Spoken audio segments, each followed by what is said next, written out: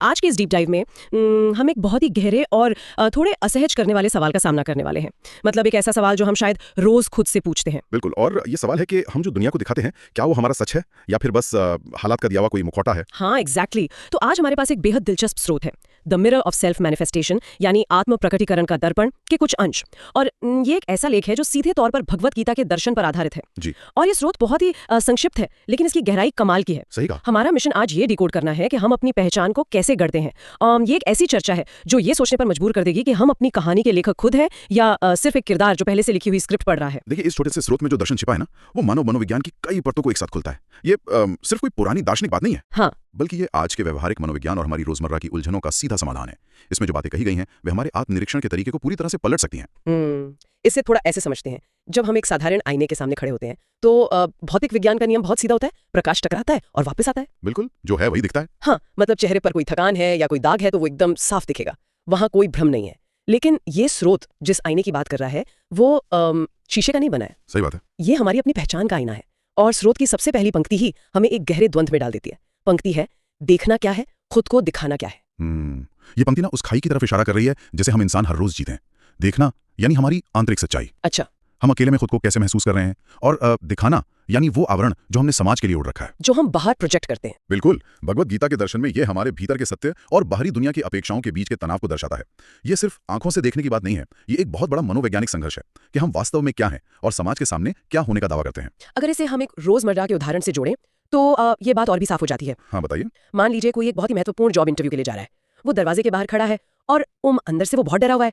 उसे impostor syndrome महसूस हो रहा है कि शायद वो इस नौकरी के काबिल ही नहीं है। उसके हाथ पसीज रहे हैं, जो कि बहुत आम बात है। हाँ, तो ये वो देख रहा है अपने भीतर। लेकिन जैसे ही दरवाजा खुलता है वो चेहरे पर एक आत्मविश्वास भरी मुस्कान लाता है, कंधे सीधे करता है और एक मजबूत हैंडशेक करता है। ये वो दिखा रहा है। बिल्कुल सही उदाहरण है। तो मैं सोच रही थी कि क्या ये देखने और दिखाने का द्वंद इंसान के अस्तित्व का सबसे बुनियादी हिस्सा नहीं है? मतलब क्या हम सब हर वक्त यही नहीं कर रहे हैं? हाँ, ये हमारे सामाजिक जीवन का एक अनिवार्य हिस्सा बन चुका है। हम जो अंदर से महसूस करते हैं और जो बाहर प्रदर्शित करते हैं, उनके बीच अक्सर एक बहुत बड़ा अंतर होता है। एक गैप होता है। और गीता में सिखाती है कि इंसान का असली युद्ध कुरुक्षेत्र के मैदान में नहीं, बल्कि उसके अपने मन के भीतर होता है। वाओ, मन के भीतर का युद्ध। जी, ये आंतरिक और बाहरी दुनिया के बीच संतुलन बनाने की जद्दोजहद है। जब अंदर का डर और बाहर का आत्मविश्वास आपस में टकराते हैं ना, तो वो घर्षण बहुत सारी मानसिक ऊर्जा सोख लेता है। तो अगर ये खाई इतनी गहरी है और ये घर्षण हमारी इतनी ऊर्जा सोख रहा है, तो इस स्थिति से बाहर कैसे निकला जाए? क्योंकि ऐसे तो इंसान थक जाएगा। बिल्कुल थक जाएगा। स्रोत इसी बिंदु पर एक बहुत ही महत्वपूर्ण दिशा निर्देश देता है। अगली पंक्ति है, खुद को देखकर तय करना है कि तुम क्या दिखना चाहते हो। ये पंक्ति एक सक्रिय प्रक्रिया की बात कर रही है। देखिए, इस पूरी पंक्ति का जो गुरुत्वाकर्षण है ना, वो एक शब्द पर टिका है, तय करना। तय करना। हाँ, ये एक बहुत ही सक्रिय कदम है। तय करना यानी एक सचेत निर्णय लेना, एक कॉन्शियस चॉइस। ये बस हालातों के आगे घुटने टेकने या चीजों को ज्यों कहते हो स्वीकार कर लेने के बारे में नहीं है। मतलब सिर्फ खुद को जान लेना काफी नहीं है। नहीं, आत्मज्ञान सिर्फ ये जान लेना नहीं है कि आप डरे हुए हैं। आत्मज्ञान तब सार्थक होता है जब आप उस डर को देखने के बाद यह तय करते हैं कि आपका अगला कदम क्या होगा। अच्छा। गीता के संदर्भ में अगर देखें, जब अर्जुन युद्ध के मैदान में पूरी तरह से टूट चुके थे, तब कृष्ण ने उन्हें सिर्फ सांत्वना देकर नहीं छोड़ा, उन्होंने अर्जुन को यह तय करने के लिए प्रेरित किया कि एक योद्धा के रूप में उनका कर्म क्या होना चाहिए। लेकिन यहाँ मुझे एक बहुत बड़ी समस्या नजर आती है। ये जो तय करने की बात है, क्या ये हर पल एक मानसिक बोझ नहीं बन जाता? किस तरह से? मेरा मतलब है, अगर मुझे हर सुबह उठकर हर मीटिंग से पहले, हर इंसान से मिलने से पहले ये तय करना पड़े कि मुझे क्या दिखना है, तो ये तो बहुत थका देने वाली प्रक्रिया होगी। क्या स्वाभाविक रूप से बस जैसा है वैसा रहना ज्यादा आसान और सच्चा नहीं है? ये सवाल बहुत लाजमी है, लेकिन हमें ये समझना होगा कि जिसे हम आमतौर पे स्वाभाविक या नेचुरल कहते हैं ना, हाँ? वो अक्सर हमारा असली स्वरूप होता ही नहीं है। सच में? तो फिर वो क्या होता है? वो हमारी पुरानी आदतों, हमारे बचपन के अनुभवों, हमारे पिछले डरों और हमारी सामाजिक कंडीशनिंग का एक जमावड़ा होता है। अगर हम बिना सोचे समझे बस जैसे हैं वैसे रहते हैं, तो शायद हम सिर्फ अपनी पुरानी मानसिक प्रोग्रामिंग के गुलाम बने हुए। ओह, तो जिसे हम अपना स्वभाव मान रहे हैं वो असल में एक पुराने सॉफ्टवेयर की तरह है। बिल्कुल। जैसे फोन में कोई बैकग्राउंड ऐप बिना हमारी परमिशन के चल रहा हो और बैटरी खत्म कर रहा हो, और हम सोच रहे हैं कि फोन का स्वभाव ही जल्दी डिस्चार्ज होना है। ये एक बहुत ही सटीक तुलना है। वो पुराना कोड हमारे दिमाग में सालों से चल रहा है। जब स्रोत ये कहता है कि तय करना है, तो उसका मतलब ये नहीं है कि आपको हर पल एक नया और झूठा मुखौटा पहनना है। तो फिर क्या मतलब है इसका? इसका मतलब है उस पुराने आउटडेटेड सॉफ्टवेयर को पहचानना और उसे अपडेट करने का निर्णय लेना। ये एक बार की जाने वाली गहरी सचेत प्रक्रिया है। अच्छा, एक बार की प्रक्रिया? जी, जब आप एक बार सचेत होकर अपनी असल पहचान तय कर लेते हैं, तो दिमाग के न्यूरल पाथवे बदलने लगते हैं। फिर वो तय करना कोई बोझ नहीं रहता, वो आपकी नई वास्तविकता बन जाता है। वो आपको आपकी पुरानी आदतों की जेल से आजाद करता है। लेकिन कोड बदलना इतना आसान तो नहीं है ना? अगर हम मान भी लें कि हमें ये सचेत निर्णय लेना है, तो उसके लिए पहले हमें ये जांचना होगा कि हम वर्तमान में क्या हैं। बिल्कुल, सबसे पहला कदम वही है। और स्रोत यहीं पर एक बहुत ही बेबाक और थोड़ी चुभने वाली बात पूछता है। सवाल है, जो दिख रहे हो क्या वही दिखाना है? ये सवाल तो सीधे सीधे हमारी आत्मसंतुष्टि पर चोट करता है। हाँ, ये सवाल ना एक अलार्म की तरह है जो हमारी मानसिक जड़ता को तोड़ता है। हम इंसान अक्सर अपनी वर्तमान स्थिति को अपना अंतिम सत्य मान लेने की गलती करते हैं। हम मान लेते हैं कि बस यही हमारी सच्चाई है। जी, अगर हम आज थके हुए हैं, किसी बात से निराश हैं या कमजोर महसूस कर रहे हैं, तो हम मान लेते हैं कि यही हमारी पूरी पहचान है। लेकिन ये पंक्ति हमें रोकती है। और एक तरह का ऑडिट करने को कहती है। ऑडिट मतलब खुद की चेकिंग? हाँ, जो बाहरी रूप या जो भावना अभी आप पर हावी है, क्या वाकई वो दुनिया के सामने प्रस्तुत करने लायक है? इसे अगर हम किसी जीवन की बड़ी घटना से जोड़ें, मान लीजिए कोई व्यक्ति अपने करियर में या किसी रिश्ते में बहुत बुरी तरह असफल हो गया है। बहुत भारी अनुभव होता वो। हाँ, तो वो व्यक्ति उस वक्त एकदम हताश दिख रहा है, उसके चेहरे पर, उसकी बातों में हार साफ झलक रही है। तो स्रोत के अनुसार सवाल यह है कि क्या उसे दुनिया को वही हताशा दिखानी है? क्या उसे उस एक असफलता को अपने माथे पर अपनी पहचान की तरह चिपका लेना है? यहीं पर मनोविज्ञान और गीता का दर्शन एक साथ काम करते हैं। देखिए, भावनाएं और स्थितियां बदलती रहती हैं, वे स्थायी नहीं है। जो आज दिख रहा है वो महज एक मौसम की तरह है। जो व्यक्ति हार के बाद निराश दिख रहा है, वो निराशा उसकी स्थायी पहचान नहीं है।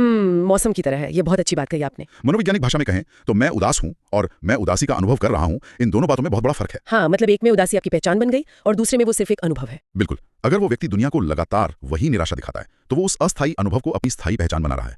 उसे वहां रुककर खुद से पूछना होगा कि क्या उसे इसी रूप में स्थापित होना है या वो इस एक हार से कहीं बड़ा है। तो इसका मतलब ये पंक्ति हमें अपनी वर्तमान स्थिति का शिकार होने से बचाती है। ये हमें याद दिलाती है कि हम सिर्फ परिस्थितियों पर होने वाली एक प्रतिक्रिया नहीं है। एकदम सही, हम प्रतिक्रिया से कहीं बढ़कर हैं। मुझे ना यहाँ एक मूर्तिकार की याद आ रही है जो एक खुरदरे पत्थर को देखता है। पत्थर अभी खुरदरा दिख रहा है, वो उसकी वर्तमान स्थिति है, लेकिन मूर्तिकार दुनिया को वो खुरदरापन नहीं दिखाता, वो उसे तराश कर एक मूर्ति बनाता है। क्या बात है, बहुत ही खूबसूरत उदाहरण है। शुक्रिया। तो मतलब हमारे पास भी ये शक्ति है कि हम उस दिखने की प्रक्रिया में हस्तक्षेप करें। यह हस्तक्षेप ही तो मनुष्य होने की सबसे बड़ी ताकत है। हम वो नहीं है जो दुनिया या किसी एक बुरी घटना ने हमें बना दिया है। हमारे पास हमेशा ये विकल्प होता है कि हम अपनी कहानी को किस दिशा में मोड़ना चाहते हैं। और ये मोड़ हमें कहाँ ले जाता है? इसका उत्तर हमें स्रोत के अंतिम और सबसे शक्तिशाली हिस्से में मिलता है। स्रोत कहता है, या फिर जो तुम खुद को देखना चाहते हो वही दुनिया को दिखाना है। ये the mirror of self manifestation का सबसे गहरा सिद्धांत है। ये कोई साधारण विचार नहीं है, ये एक बहुत बड़ी मनोवैज्ञानिक छलांग है। मनोवैज्ञानिक छलांग मतलब ये कैसे काम करता है? ये अपने आदर्श स्वरूप को वास्तविकता में बदलने की प्रक्रिया है। आप भविष्य में जो बनना चाहते हैं, जिस उच्चतम स्वरूप को आप अपने भीतर देखना चाहते हैं, उसी को आज इसी पल दुनिया के सामने प्रकट करना ही सच्चा सेल्फ मैनिफेस्टेशन है। ओके, यहाँ मुझे रुकना होगा क्योंकि ये विचार बहुत ही विवादास्पद हो सकता है। अच्छा? हाँ, आज की पॉप साइकोलॉजी की भाषा में इसे fake it till you make it कहा जाता है। मेरा सवाल ये है कि क्या जो हम देखना चाहते हैं उसे दुनिया को दिखाना एक तरह का दिखावा नहीं है?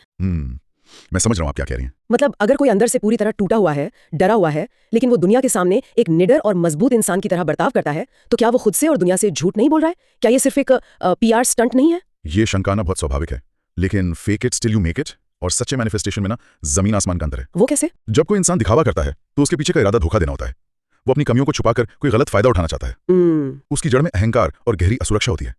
वो कुछ ऐसा होने का दावा कर रहा होता है जो वो नहीं है, सिर्फ तालियां बटोरने के लिए। लेकिन रुकिए, अगर मेरा इरादा सही भी है, मान लीजिए मैं किसी को धोखा नहीं देना चाहती, फिर भी जब मैं अंदर से डरी हुई हूँ और बाहर से निडर होने का नाटक कर रही हूँ, तो मेरा दिमाग तो जानता है ना कि मैं झूठ बोल रही हूँ। हाँ, ये एक द्वंद्व है। उस आंतरिक टकराव का क्या, जिसे मनोविज्ञान में कॉग्निटिव डिसोनेंस कहते हैं, जहां मेरे विचार और मेरे काम मेल नहीं खा रहे, क्या वो टकराव मुझे और ज्यादा नहीं थका देगा? ये बहुत ही शानदार सवाल है और यहीं पर हमें ना मैकेनिज्म यानी इसके काम करने के तरीके को समझना होगा। मनोविज्ञान हमें बताता है कि हमेशा विचार से व्यवहार पैदा नहीं होता, कई बार व्यवहार से विचार पैदा होता है। अच्छा, मतलब हम जैसा करते हैं वैसा सोचने लगते हैं। जी, जब आप डरे हुए होते हैं और आप सचेत रूप से निडर होने का चुनाव करते हैं, जैसे कि अर्जुन ने कुरुक्षेत्र में डर के बावजूद अपना गांडीव धनुष उठाया था, तो आप धोखा नहीं दे रहे हैं। तो मैं क्या कर रही हूँ? आप अपने शरीर और दिमाग को एक नया सिग्नल दे रहे हैं। यानी एक्शन लेना दिमाग की धारणा को बदल देता है। बिल्कुल। जब आप डरे होने के बावजूद बहादुरी का एक कदम उठाते हैं, तो आपका दिमाग उस नए व्यवहार को रजिस्टर करता है। उसे लगता है कि अगर मैं ये कदम उठा रहा हूं तो शायद मैं उतना डरा हुआ नहीं हूं जितना मुझे लग रहा था। वो जो अंदर अजीब सा महसूस होता है ना, जिसे आप झूठ बोलना कह रही हैं, हाँ। वो झूठ नहीं है, वो विकास की असुविधा है। The discomfort of growth. Discomfort of growth, ये बहुत ही दिलचस्प नजरिया है। जी, आप अपने भीतर के उस हिस्से को बाहर ला रहे हैं जो हमेशा से वहां था लेकिन डर के नीचे दबा हुआ था। आप किसी और की नकल नहीं कर रहे हैं, आप अपनी उच्चतम संभावना को जी रहे हैं। ये बहुत ही अहम अंतर है। मतलब दिखावा किसी और का मुखौटा पहनना है, जबकि मैनिफेस्टेशन अपने ही सबसे बेहतरीन संस्करण को बाहर लाना है। एकदम सही। ये खुद को धोखा देना नहीं है, बल्कि अपनी उस क्षमता को स्वीकार करना है जो अभी तक सोई हुई थी। इसे मनोविज्ञान में सेल्फ एक्चुअलाइजेशन के करीब माना जा सकता है।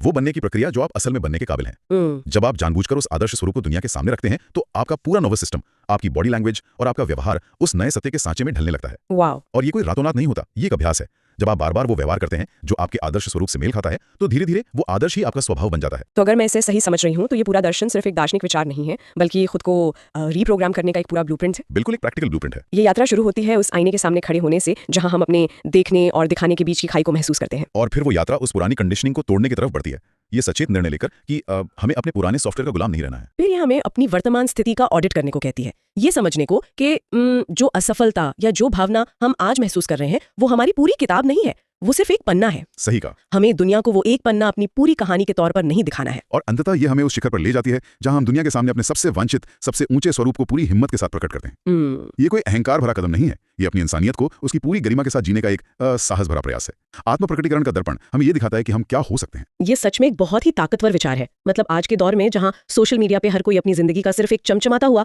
फिल्टर लगा हिस्सा दिखा रहा है, वहां दिखावे और सच्चे मैनिफेस्टेशन का ये फर्क समझना बहुत जरूरी है। जी, और ये फर्क हमारी ऊर्जा को सही दिशा देता है। ये दर्शन हमें सिखाता है कि हमारी पहचान कोई पत्थर पर लिखी लकीर नहीं है। हम हर दिन अपनी कहानी को फिर से लिख सकते हैं, और ये इस बात पर निर्भर नहीं करता कि हमारे साथ कल क्या हुआ था, बल्कि इस बात पर निर्भर करता है कि हम आज दुनिया को क्या दिखाना तय करते हैं। ये हमें हमारे अपने जीवन का नियंत्रण वापस देता है। ये हमें स्थितियों का शिकार होने से निकालकर अपनी नियति का निर्माता बनाता है। इस गहरी चर्चा को यहीं समेटते हुए सुनने वालों के लिए मैं एक विचार छोड़कर जाना चाहूंगी। हमने बात की कि कैसे खुद को देखकर तय करना है कि क्या दिखना है, और फिर उस आदर्श स्वरूप को दुनिया के सामने लाना है, ना कि अपने डरों को। बिल्कुल। तो अगर हम सोचें कि अगर हम सभी इस बात पर पूरी ईमानदारी से अमल करें और दुनिया को सिर्फ वही दिखाएं जो हम खुद को देखना चाहते हैं, यानी हमारा सबसे बेहतरीन, सबसे साहसी और सबसे दयालु स्वरूप, तो सोचिए क्या होगा। एक बहुत ही अलग दुनिया होगी वो। जी, अगर हर इंसान दिखावे के लिए नहीं बल्कि अपनी सबसे सच्ची और सबसे ऊंची संभावना को जीने का प्रयास करे, तो क्या हमारा वो आदर्श स्वरूप ही अंततः हमारी और इस दुनिया की सबसे सच्ची वास्तविकता नहीं बन जाएगा?